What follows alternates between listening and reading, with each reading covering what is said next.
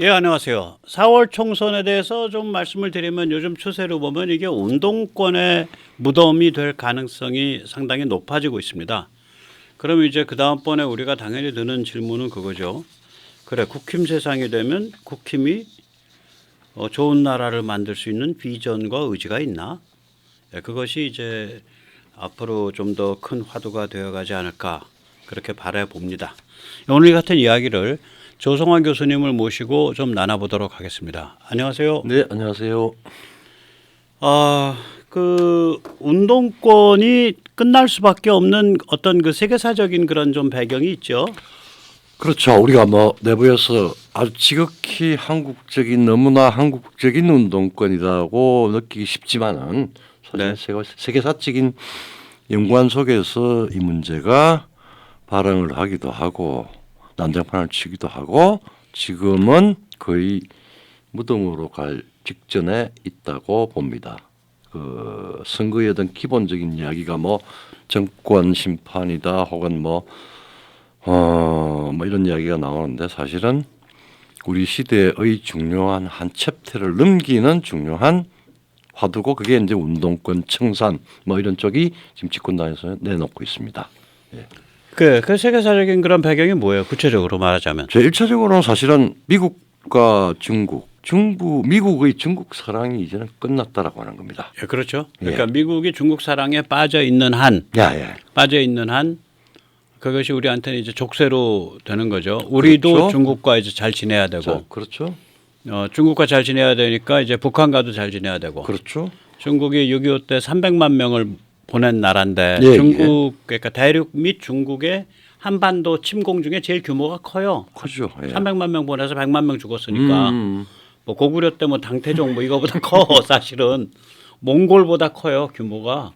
아마 제일 클 겁니다. 네, 규모 제일 크다고. 그러니까 이제 우리를 겹겹이 이렇게 묶어 세우는 그러한 힘인데다가 중국과 붙어서 먹고 살려니까 우리 내부에 또 종중 친중 분위기가 이게 말하자면 상식이 되고 대세가 되는 거 아니에요. 그래서 조선조의 거의 후반기 전체를 말하자면 어떻게 중국을 잘 들어서 그러고 우리 아이덴티티를 유지하고 우리 자주를 유지하느냐 그 게임이었죠. 네, 그러니까 뭐 그렇게 되는 거죠. 그러니까 뭐 안미경중 이런 얘기 나오게 되고 그래서 이 중국 사랑이 이 우리 그 운동권 저는 이제 그 본질은 중에 있다고 보는데 바보가 아니면 지금 평양에 줄 서겠어요? 다 망한 그런 집구석에. 그렇죠. 그럼 이제 운동권의 본질은 종중에 있는데 그 운동권이 이제 이 종중이 더 성립하기가 어려운 조건이 됐다라는 것이 사실은 운동권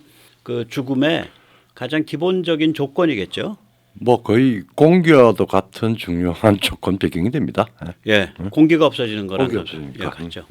그런데 이 중국 사랑이 그 미국과 유럽과 일본이 좀 그 시기가 조금씩 달라요. 그걸 한번 좀 이렇게 좀 규정을 해주시죠. 그렇죠. 뭐 이제 미국이 이제 중국하고 미를 하는 걸 끝을 내고 손을 봐야 되겠다라고 이제 선을 한 지가 벌써 6, 7년이 지났습니다. 근데 이제 미국의 중국 사랑은 사실은 1989년 차이나 그게 이제 중국의 육사 그 천안문 사태 때 육사 학살 그 이후에 사실 바로 처음에는 무슨 제재를 하고 그랬지만은 아버지 부시가 그걸 사실 풀었어요. 그리고 16년까지 계속 되었고 미국하고는 다르게 이제 독일의 중국 사랑은 보다 실리적이고 아주 정밀하게 구체적으로 본드 그 연대를 맺었습니다. 투자라든지 산업이라든지 뭐 그런 미국도 많이 들어갔어요. 돈은 미국이 더 많이 들어갔지. 많이 들어갔는데 독일은 제조업이 들어갔고 바스프니 화학 그다음에 자동차 폭스바겐 이런 게 들어갔고 미국은 많이 들어갔죠. 미국은 돈이 들어갔고 아니 테슬라 들어가고 저거 들어갔는데 무슨 애플 들어갔는데 더 말할 거 없죠. 그런데 초기에 하여튼 뭐 폭스바겐으로 대표되는 유럽 소위 서방 제조업의 그 중국 유치가 혹은 독일의 중국 진출이 그 폭스바겐 그러니까 독일은 짧게 말하면 제조업에 목을 매는 나라니까 그렇죠. 돈처럼 유동성이 없으니까 그렇죠.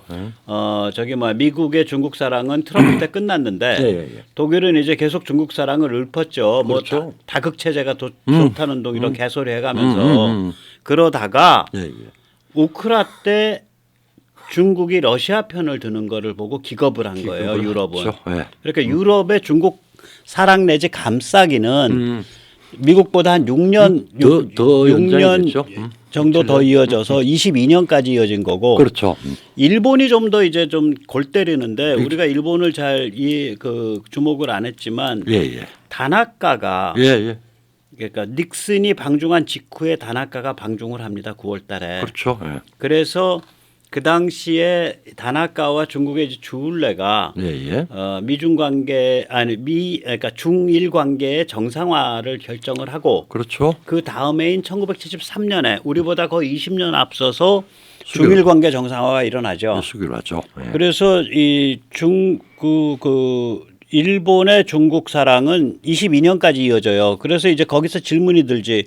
뭔 소리야? 아베 때 좀 반중 좀 하지 않았나? 뭐 코드도 만들고 그런 걸 어떻게 생각하세요? 상당히 국내용인데 사실은 아니 국제 정치용이야. 아니 이제 뭐 국내 국제 따를 거 없어요. 아베 생쇼는. 예. 근데 이제 안팎으로 부산하게 여러 가지 뭐 조치들이 많이 있었는데 사실은 나 좀 이제 우리 백모 선생님께 식으로 이야기를 하면 이빨 털기였습니다. 입으로만 말뿐이지. 말뿐이고 말로만 반중이죠. 구체적으로 중국한테 아주 심각한 시그널을 주는 건 사실은 없었어요. 그래서 그 이빨 털기를 했고 백모 선생님 많이 분석을 했는데 중국 자체를 이제는 제압을 하고 제어를 하고 해야 되겠다라고 하는 구체적인 특히 군비 증강은 전혀 존재하지 않았습니다. 예. 그러니까 뭐 말로만 한 거지. 군사도 안 올렸고. 중국 견제하려면 한국 끼고 해야지. 그렇죠. 한국을 끼고 해야 되고 한일 관계를 풀어야 된다고. 그렇죠. 근데 무슨 뭐 일본 불러들이고 뭐 오스트레일리아 불러들였는데 오스트레일리아가 지금 군비가 공군 빼곤 개판인데 오스트레일리아 공군이 어느 세월에 중국까지 가. 뭐 핑계가 문재양이가 있었죠. 문재인 전에도. 그래도 전에도 맞습니다. 예. 아베는 사실 문재양 때는 아베의 끝물이죠. 아베 시대의 끝물이고 그 전에 이미 코드가 나오는데 뭐 코드라는 게 뭐 인도 오스트레일리아 불러들여 가지고 자기가 뭐 반중에 최전선에 쓸 것처럼 구라를 풀었죠. 아베가 하는 생쇼지. 그러니까 아베는 계산 속이 이거예요. 미국이 트럼프 고립주의로 나가니까 어차피 세상 어지러워진다. 그러니까 이제 일본이 뭔가 그 틈을 파고들어서 뭐 좀 폼 좀 잡겠다는데 실제로는 중국을 겨냥한 무기 체계나 이런 건 하나도 안 했는데 뭐. 안 했죠. 예. 그러니까 이빨만 털었다는 소리죠. 그렇죠. 예. 자, 그러면은 우리가 이제 여기서 미국이 이제 핵심적인 변수인데 미국의 대중 정책을 대충 구별을 해보면 우리가 1970년까지는 뭐라고 그냥 한마디로 중국 고립화시키고 중국도 나올 생각 못하고 사실은 쭈구이 장막 그게 대약진 그다음에 문역으로 가서 완전히 별도의 세계를 만들어 버렸죠. 네. 그러다가 이제 닉슨 때 이게 이제 60년대 말에 중소 국경 분쟁이 국경 분쟁이 아니라 국경 전쟁이야. 전쟁이죠. 거의 뭐 10,000명 단위 죽었을 거예요. 그렇죠. 그거. 하얼빈 위에서 흥룡강변에서. 그렇죠. 그래서 이제 닉슨이 그때 딱 보니까 이제 키신저랑 닉슨이 보니까 중국을 소련으로부터 떼낼 반목을 시킬 수 있을 것 같거든. 그렇죠. 그리고 이제 월남전도 마음대로 안 풀리고 하니까 이제 미중 화해를 하죠. 처음에 이제 핑퐁 외교해서 키신저가 71년도에 들어가고 키신저 그때 들어갔을 때 파키스탄에서 들어갔을 거예요. 그렇습니다. 비밀 비행기 타고. 그렇죠. 그리고 그런 미중 화해가 있었고 그 다음에는 이제 77년 1월부터 집권한 카터 때 진짜 황당한 일들이 벌어지는데 이때 이제 중국에게 최혜국 대우를 하죠. 그렇죠. 1년마다 갱신되는 조건으로. 그리고 이때 의회 비준 없이 79년도에 의회 비준 없이 미국과 중화민국 사이에 상호 방위 조약을 파기합니다. 그렇죠.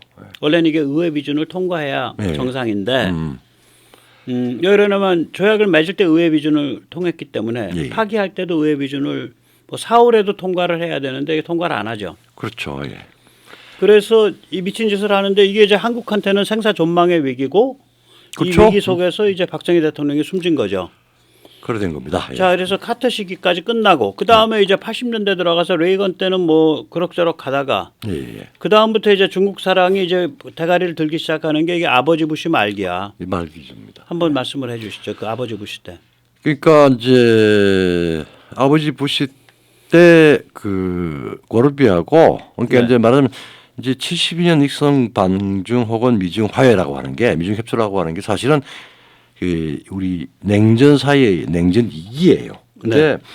학술적으로도 그렇고 그 다음에 우리 저널리스틱하게도 그렇고 혹은 뭐 일반적으로도 예. 그걸 사실 구분을 안 해요. 근데 우리 아마 우리 이제 생활탈출 조명 실전에서는 그걸 이제 구분을 해야 정밀하게 보인다라고 하는 게 말하자면은 이 키신저라고 하는 그 이제 외교적인 수완이 뛰어난 저 사람하고 외교의 제 1인자라고 하는 사람하고 주얼레라고 하는 아주 유연한 말하자면은 제 2인자하고 잘 붙어서 이제 말하자면은 이 쐐기 전략을 박았죠. 그 구소련과 저 중국의 강국 중소 분쟁을 틈타서 쐐기를 하고 그 말하자면 냉전 그 대립에 그 한 부담을 확 드러내 버리는. 네, 그러니까 됐죠. 이제 네. 지금 조 박사님 하시는 말씀은 예, 예.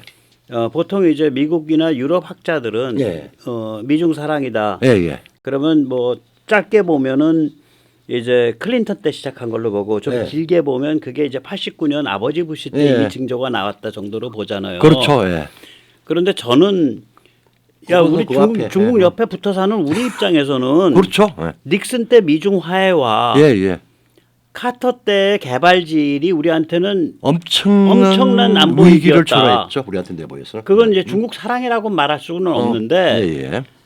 그 미중 화해 및 카터 개발질이 닉슨 미중 화해랑 카터 개발질이 우리한테는 나중에 다시 닥친 물결 예, 미중 사랑 물결만큼이나 근본적으로 우리를 규정한 도전 큰 도전이죠. 위기였죠. 위기였다라는 맞죠. 게 이제 저의 그, 얘기죠. 예. 자, 그래서 아버지 부시 때 다시 돌아가서 아버지 부시 때 어떤 징조가 나타났는지 짧게 말씀해 주시죠. 아버지 부시가 89년에 천안문 학살 이후에 그 특사를 보내 가지고 그 천안문 학살을 최소한 미국과 중국의 정상급에서는 양해를 해요.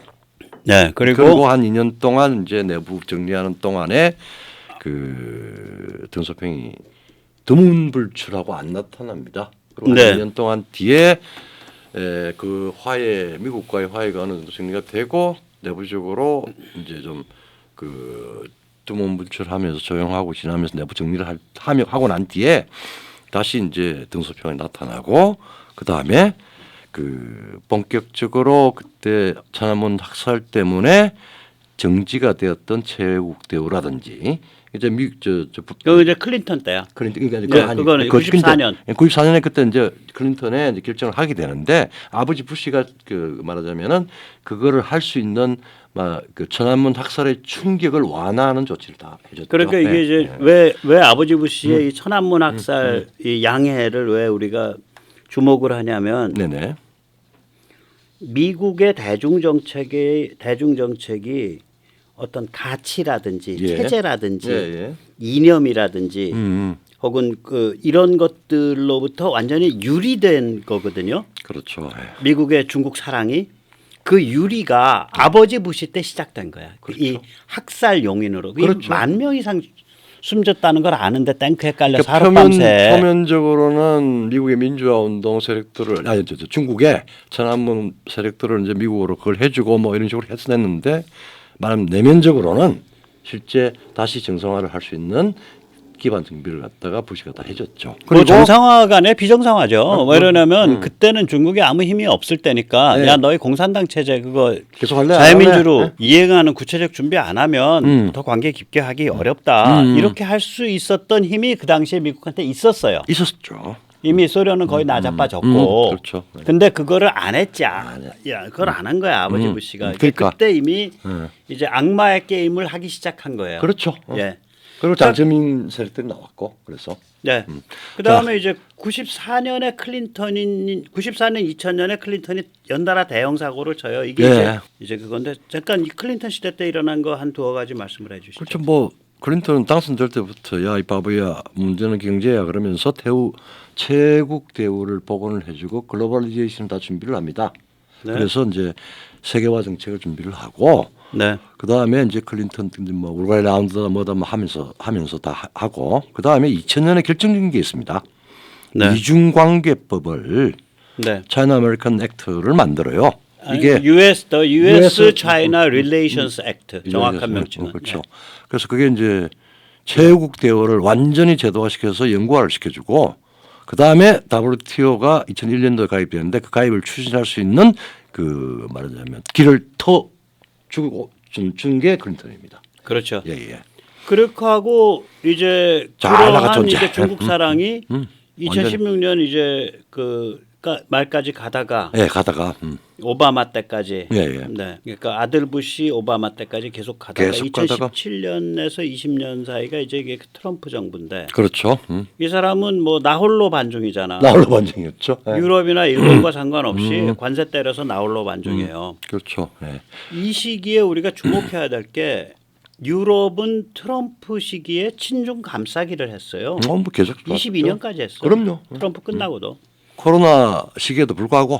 예, 그러니까 유럽이 반중에 동조한 것은 아니 저기 이탈리아가 BRI 그저 벨텐로드 가입한 게 20년인가 21년 아니야? 그렇죠. 20년 21년이에요. 21년이 그때. 야, 그 무렵이야? 네. 그 정도로 그리고 지금 폴란드가 완전히 중국과 돈 돌렸지만 폴란드가 BRI 육로 기차역의 마지막 포인트 아니에요? 그렇죠. 예. 예, 그러니까 그 유럽이 반중에 동조한 거는 2022년 우크라 전쟁 터지고 나서 예. 그것도 몇 야, 개월 지났어. 이것들이 우크라 침공을 한 러시아랑 짝짝꿍이야. 뭐 우리들의 뭐 파트너십에는 우리들의 파트너십엔 한계가 없어라. 다 없는 한 파트너십. 셔츠죠. 이래 놓으니까 이제 야마가 확 돌아가지고 반중으로 돌아간 거죠, 유럽이. 그때부터. 2022년 6월 말 나토 정상회담 그때 예. 우리도 갔죠. 예. 정상에서 갔고 일본 뭐 호주 갔는데 그때부터 이제 미국과 그러니까 공조를 이제 해야 되겠다. 확실하게 된 거지, 이제 이건 그때야. 이게 이제 개별적으로 대처할 수 없는 일이고 나토와 미국이 다시 이 정책을 순회를 하고 친중하고 네. 친러했던 시기에 누렸던 여러 가지 베네핏을 네. 이거는 베네핏 될 수가 없다. 우리 스스로 구조조정을 해야 된다. 그 다음에 스탠스도 네. 단순히 뭐 다국하다 이런 문제가 아니고 이거는 세계사적인 변동이니까 우리는 미국하고 공조를 하겠다라고 선언한 게 2022년 6월달입니다. 예. 네. 그래서 이제 우리가 이렇게 미국의 대중 정책을 이렇게 1945년 이후로 이제 쭉 살펴본 거, 49년 이후로 네. 살펴본 이유는 예. 이런 미국의 대중 정책하고 한국의 운동권, 예. 한국 운동권의 본질은 종중 친중이에요. 그렇죠. 그 한국 운동권의 그런 그 흥망성쇠가 예. 싱크율이 굉장히 높아요. 높죠. 그래서 이걸 이제 정리를 해본 건데 네. 그 얘기를 조금 더 들고 파기 전에 먼저 세뇌 탈출 자유구독료 부탁 말씀 좀 올리겠습니다. 아시다시피 세뇌 탈출은 광고가 잘 붙지 않습니다. 붙더라도 천천히 붙는 경향이 있습니다. 도와주시면 보다 좋은 컨텐츠로 찾아뵙는데 커다란 힘이 되겠습니다. 감사합니다. 자, 이 그 한국 운동권, 네. 이거 뭐 친중 친북 이게 이제 약진을 하게 된 것이 실제로는 미국의 중국 사랑 물결을 타고 약진을 한 거거든요. 그렇죠. 싱크율이 100%라 말이죠. 그러니까 이제 약진이 뭐냐라는 걸 좀 정교하게 정의할 정교할 필요가 있어요. 예. 네, 방금 말씀하셨듯이 80년대의 저항운동 시기는 운동권이 뭐 어떤 하나의 서브컬처지. 그렇죠. 그러니까 하위 문화예요. 그러니까 그거 가지고 어디 가서 명함을 못 내. 80년대에는 80년대 초 그때는 그게 이제 87, 88 그때 그 선거 때 되면서 이제 명함 내기 시작해요. 그렇죠. 그러니까 이제 80년대의 그 저항운동 시기는 이건 운동권의 약진이라기보다는 이제 한국 경제가 발달하고 중산층이 성장하면서 민주화 요구가 올라오잖아. 그렇죠. 예. 이 민주화 요구 흐름이 그게 뭐 저 같은 막스레닌주의 빨갱이가 됐던 아니면은 저기 평양을 흠모하고 추종하는 지하. 종북이 됐던 간에 그 민주화 운동 요구에 앞장선 창끝으로 썼다고. 그렇죠. 예. 이 좌성향 급진 학생 청년 층을 그렇죠. 그러니까 이거는 약진이라고 할 수가 없어요. 약진은 뭐냐면 일반적인 사회적 담론, 언론의 분위기, 지식인의 분위기, 정당 정치 그렇죠. 이런 데서 대두하는 게 이제 지도권에서 대두하는 게 약진이거든. 저는 그렇게 봐요. 그래서 80년대는 이건 약진 시기라고 안 보는 거죠. 예. 근데 이제 그 전에 예. 그 그래서 약진 일기를 어떻게 보셔야 돼요? 약진 일기인데 이것도 상당히 중요한 의미인데 네. 이게 이제 우리가 미국하고 이 관계가 굉장히 그렇게 시작하고 이렇게 할 때 한국의 일종의 종중 운동권이 잉태되고 그때는 종북도 돼요. 종북도 되고 잉태가 되고 굉장히 소수지만 굉장히 당당한 담론으로 확 퍼지게 된 계기가 있습니다. 그게 바로 리영이 여시대입니다. 리영의 군사지정학, 박현채의 민족경제론. 그렇죠. 예. 그러니까 이제 지금은 다들 가물가물하시지만 예, 예, 운동권의 이 두 명의 스승이 네, 예. 이 리영이 박현채인데 네네. 리영이 박현채가 확립된 시기가 그 자리로서 그렇죠. 그게 카터 시대예요. 카터 시대입니다.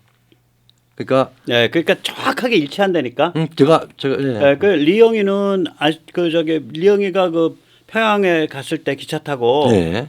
북한 애들이 리영이 앞에 와서 90도로 허리 꾹 꺾어서 인사했어요. 그렇죠. 그리고 리영이가 만든 평화를 사랑하는 평화 통일을 사랑하는 사람들의 모임 평통사. 네, 예, 예. 평통사가 그 우리 그 친북 종북 운동의 가장 엄청난 뒷배 중에 하나지. 그렇죠. 예. 평통사가. 그렇죠. 그런데 이제 그래서 평통사 애들 떴다 그러면은 이건 살벌한 게임, 살벌한 판이네. 우린 그랬어. 우리가 아니라 요새 이제 제가 이제 네.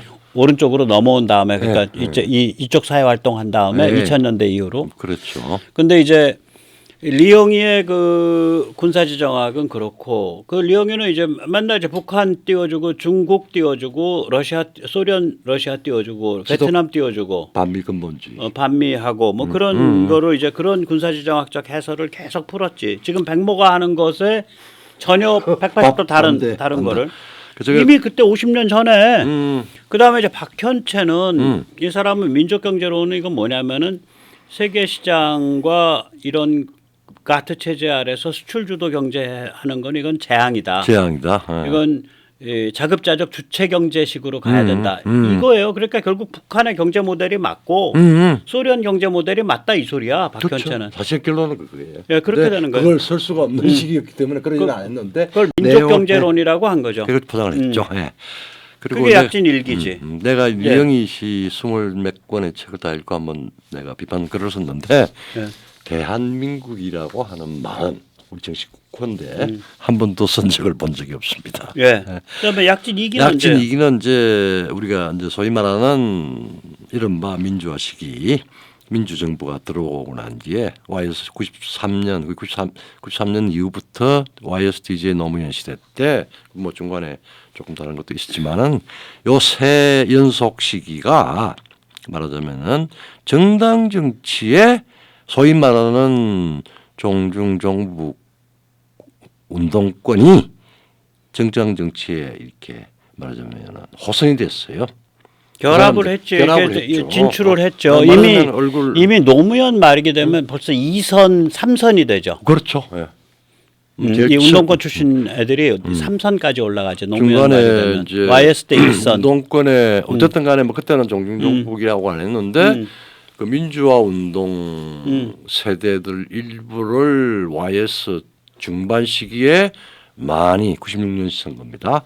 대거 이제 그때 들어갔고, 김문수 원희룡부터 갔지. 다 들어갔고 그다음에 뭐 DJ 때는 아주 노골적으로 근데 이제 이쪽에 한나라에 들어간 사람들은 색깔이 좀 많이 이제 옅어졌고 또 그쪽을 뭐 많이 비판하는 입장이 됐고 이 비판의 일선에 섰고 원희룡은 아직 좀 덜 그렇지만 김문수 선배가 뭐 그렇지. 그래. 근데 이제 DJ. DJ나 노무현 쪽은 원단 색깔을 갖고 그 원단 색깔로 민주당을 물들였죠. 그렇죠.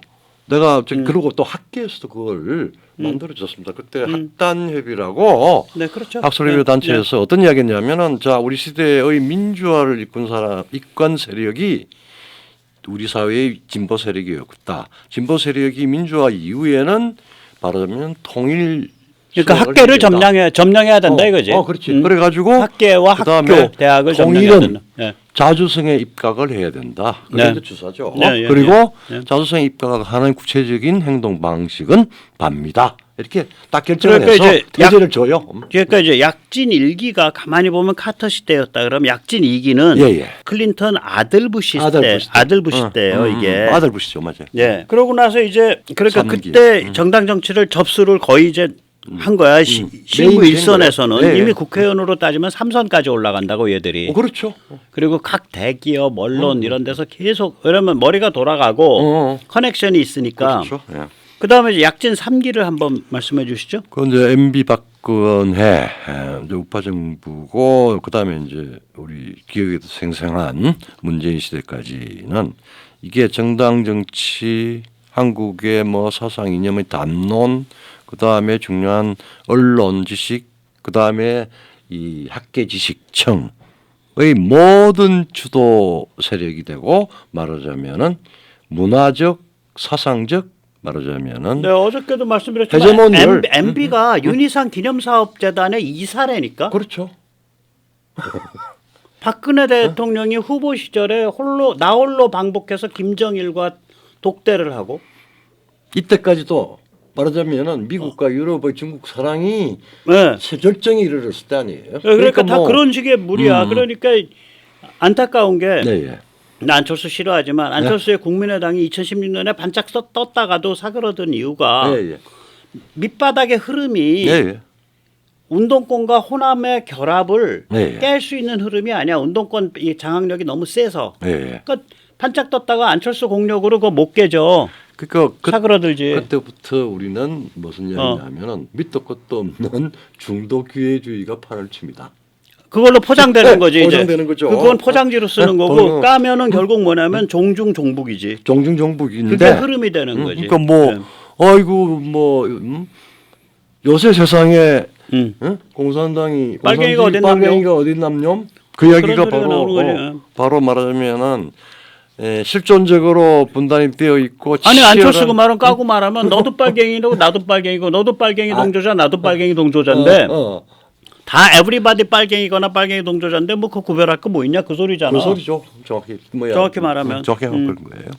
자 그런데 이게 2022년 대선혁명 때 이게 느닷없이 추락을 해버리잖아. 네. 예. 그게 아주 재밌는 그게 또 아주 독특한 그게 이제 요소입니다. 지금 문재인 시대 때는 이때는 이제 문재인 시대 때 트럼프의 반중 고립주의랑 극명하게 이제 갈등하던 시대거든. 갈등하죠. 예. 그러다 트럼프는 2020년 말에 끝났죠. 말이 끝났죠. 예. 그러고 나서 저쪽 애들이 이제 종중 이제 이런 쪽 애들이 추락을 시작한다고 2022년에. 그렇죠. 이게 이제 2022년 올해 대선 혁명이잖아요. 요 예, 시기 예. 때 바깥에 미국이나 뭐 서방에서 무슨 일이 일어났는지 잠깐만 좀 요약을 해 주시죠. 그러니까 이제 트럼프의 이제 나홀로 고립주의, 나홀로 반중이 이게 이제 가치지향 글로벌리즘으로 미국이 좀 바뀌기 시작을 합니다. 21년부터 바뀌었지. 네, 바뀌고 그다음에 22년 바이든을 내세운 어떤 그렇죠. 세력이 있죠. 그리고 이제 주장이 우크라이나 되는데. 전쟁이 확 생기면서 특히 이제 우리 같은 경우에는 3월달에 선거인데 상당한 영향을 미쳤을 겁니다. 어쨌든 그렇죠.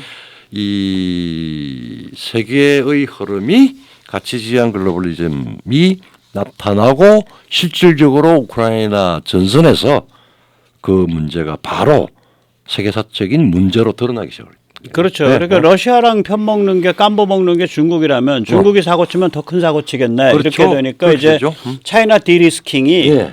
이제 그 서방의 공통 의 코드가 돼버린 코드가 거. 되죠. 그렇게 된 거예요 이게. 그렇죠. 예. 그러니까 저쪽 애들이 설 자리가 없는 거야 사실은 세계사적으로는 이미. 그렇죠. 저쪽의 본질은 종중인데 그렇죠. 예. 우리는 거기다 대한민국은 세계랑 붙어서 먹고 사는데 세계의 분위기가 서방의 분위기가 차이나 디리스킹인데 종중이 설 자리가 없는 거지.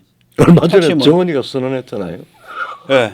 우리 민족도 나 우리 통일 아닌데 아니야. 네. 뭐 네. 네. 자, 원칙으로. 그럼 이제 중국은 이러한 변화에 뭔가 좀 그 적응을 하려면 할 수도 있었을 텐데 예예예.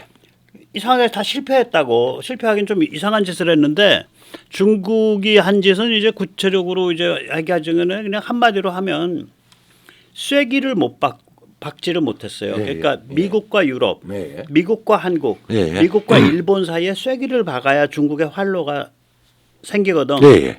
이 쐐기를 박기는커녕 미국과 유럽을 용접시켜주고 본드 치라고 미국과 한국을 용접시켜주고 미국과 일본을 용접시켜줬다고 관계를 그 얘기를 이제 EJ를 모르나? 저는 이렇게 생각해요. 예, 예. 서양도 똑같았어. 그런데 예. 2차 대전 후에 서양이 달라진 거예요. 달라진 서방이. 거예요. 예. 미국이 일방적으로 주도하는 서방이 되면서 그렇지. 진정한 의미의 세계 체제가 만들어지기 시작한 그렇죠. 거예요. 예, 예. 그러니까 같은 서방이라 그래도 유럽이 세계 대전 일으키면서 지들끼리 전쟁하는 게 그게 주도가 되는 서방과 예. 끽소리도 못하고 미국이 일방적으로 주도하는 서방이 다른 거야. 다른 거예요. 예. 팍스 아메리카나 네. 서방이 다른 거예요. 그래서 2차 세계대전 후에 서방이 그 전과는 전혀 다른 게임의 그 질이 달라져 버린 거예요. 미국이 EJ를 한 케이스, 지금도 하고 있는 케이스를 보면 군사적인 예, 그렇죠. 인도와 파키스탄 외에는 내 눈엔 잘 안 보여요. 없어요. 거기. 예. 그러니까 우리가 잘은 모르지만 우리가 인도가 훨씬 친서방적일 것 같다. 그러면 인도가 골 때리는 데거든. 그렇죠. 지금도 푸틴을 먹여 살려주고 있는 데가 인도가 아니야. 그렇죠. 예. 푸틴의 석유를 다 사주고 있잖아. 음. 그래서 인도는 무기 체계가 러시아제, 소련제고 예, 예. 파키스탄은 무기 체계가 미국제잖아. 네, 예. 지금은 파키스탄이 완전 친중 같지만 예, 예. 실제로는 얼마 전까지만 해도 예. 그러니까 인도랑 파키스탄 사이에 쐐기를 박은 거지. 예. 쐐기라기보다 EJ를 시킨 예, 거지. 이제 시킨 거죠. 그거 외에는 나는 미국이 어떤 그 아주 장기적인 EJ 예. 그런 군사적으로 양쪽을 대립시켜 가지고 균형을 잡는 그거를 나는 별로 그러니까 모르겠어. 그러니까 미국은 그런 EJ 군사 방식, EJ는 좀 군사라고 보는데 그거라기보다 쐐기죠 주로. 쐐기죠. 그러니까 뭐냐면은 중국과 소련 사이에 쐐기를 박았죠. 예, 예. 그 다음에 베트남과 중국 사이에 쐐기를 박았죠. 그러니까 미국의 뭐 전후 45년 이후에 이제 소련과 대립을 할 때 이야기하는 큰 이야기는 이제 봉쇄 정책인데 그 봉쇄 정책의 중요한 입체적인 수단으로서 쐐기를 하는 거죠. 쐐기를 하는 거죠. 야금야금 갉아먹는 거지. 그렇죠. 예. 예. 그 다음에 예를 들면 그 동유럽이 그렇죠. 이제 1989년 이후에 예, 예. 91년 동유럽 붕괴 이후에 동유럽 소련 붕괴 이후에 동유럽을 나토 쪽으로 끌어당기면서 동유럽과 러시아 사이에 쐐기를 박았죠. 그렇죠. 예. 이제 그런 일들이거든. 그런 그게 일이죠. 근데 그거는 그냥 단순히 군사적인 EJ가 아니에요. 동유럽 시켜가지고 러시아 때리라는 게 아니라 아니고, 예. 니들이 세계 시장에서 EU나 세계 시장에서 먹고 살게 해줄 테니까 우리랑 같이 가자. 그렇죠. 예. 그러니까 쐐기는 훨씬 더 지능적인 정책이거든. 지능 정책이고 그런 의미에서 중국이 쐐기를 못 사용하는 게 난 이해는 가. 이해는 가죠. 왜 그러면 쐐기를 하려면 큰 비전이 있어야 되고 네, 네. 같이 밥그릇을 나눌 수 있는 게임을 짤 줄 알아야 돼. 그렇죠. 그러니까 유럽한테 야 니들이 미국과 밥그릇 나누는 것보단 우리랑 밥그릇 나누는 게 훨씬 유리해. 한국한테 야 니들이 미국과 밥그릇 나누는 것보다 우리랑 식구 되는 게 더 유리해. 일본한테 이럴 수 있는 그 진취성이 있어야 미국을 고립화시켜 갈 수 있는 쐐기를 구사할 수 있는데 그렇죠. 얘들이 그런 진출성도 없고 그런 대가리도 없고 네. 둘 다 없으니까 쐐기는 써보지도 못한 상태에서 그렇죠. 그러니까 자기들의 전통적인 참나. EJ 열핵 시대 때 마음대로 EJ를 쓸 수도 없는 상태고 그다음 두 번째 왠지 쐐기 전략을 쓸 만큼 지능적이지도 않고 그다음에 그래서 뭐 아무것도 못한 거야. 아무것도 못하고 전략적 실패지. 그게 코트킨이 재밌는 말을 했다면서요? 예, 코트킨이 그 얘기예요. 네. 중국은 전략적으로 실패했다. 예. 중국이 미국이랑 싸우려면 중국과 유럽 사이에 쐐기를 받고 중국과 한국 사이에 쐐기를 받고 미국과 유럽 사이에 쐐기 받고 미국과 한국 사이에 쐐기 받고 미국과 일본 사이에 쐐기 박아야 된다. 근데 쐐기 받기는커녕 우크라이나 전쟁 때문에 미국과 유럽이 용접이 됐고 예, 예. 이제 용접이란 말은 안 썼어. 제가 쓰는 거요.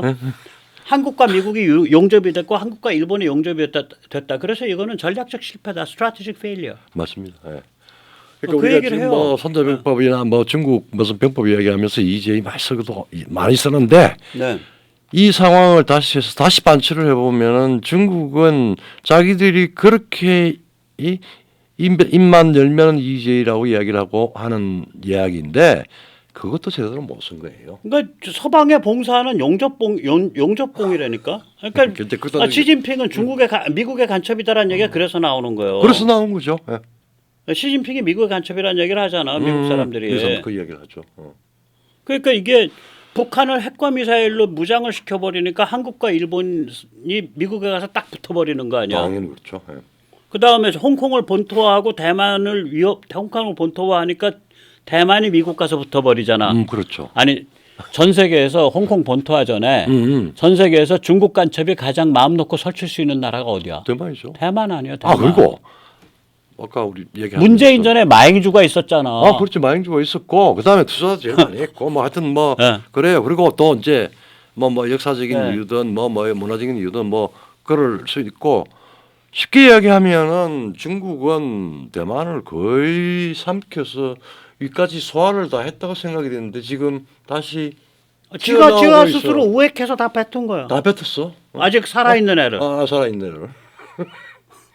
그러니까 대만은 여기다가 온몸에 중국 위산을 도포한 채로 네. 중국 위장을 탈출한대요. 거기는. 그렇죠. 말하자면. 참. 그런데다 유럽을 또 미국풍으로 보냈단 말이에요. 이게 웃기는 게 우크라 전쟁에서 러시아가 침공을 했는데 러시아를 지원해 버리니까 유럽 입장에서 야 임마 여기는 우리 앞마당이야. 앞마당에 지금 살인 강도 방화범이 들었는데 네가 걔 친구 아니야? 이렇게 되는 거고 뿐만 아니라 중동에서 그냥 꼬박꼬박 큰 손으로 물건만 사도 중동에 충분한 영향력을 발휘할 수 있는데 그걸 이란을 혈맹으로 돕고 있잖아요. 이란 그렇죠. 석유의 5%가 중국에서 사줘요. 지금 이런 상황 같았으면 말하자면은 이란을 조금 관리해야죠. 근데 이란 우리 이제 저기 뭐 서방 입장에서 보면 이란 이코르 헤즈볼라 이코르 하마스 이코르 후티란 말이야. 그렇죠. 예. 그러니까 중국이 지금 뭐 하자는 거냐? 도대체 중동에서. 도처에서 말하자면은 예, 그러니까 유럽에서는 야 인마 중동 석유는 우리 석유야 임마 자식아. 그렇죠. 너희 석유만뿐만이 아니라 그러니까 중동 가스가 이제 우리 가스 돼야 돼. 그러니까 저게 얼마나 꼴보기 싫겠어요. 그렇죠. 그러니까 이제 예. 유럽을 미국 폼으로 보냈습니다. 유럽은 그러니까 미국풍으로 보냈지. 발작을 한 거예요, 사실은. 자, 그래서 이렇게 보면은 우리가 이제 운동권이 세계사적인 문맥에서 보면 운동권이 이게 끝날 수밖에 없어. 그냥 운동권이 죽을 수밖에 없는 상태예요. 그것도 이제 뭐 전혀 지금 다른 방식에서 뭐 범민련도 해체하고 이런 이유가 이런 거 지금 우리가 이제 말씀드린 거하고 무관하지 않습니다. 그렇죠. 네. 예.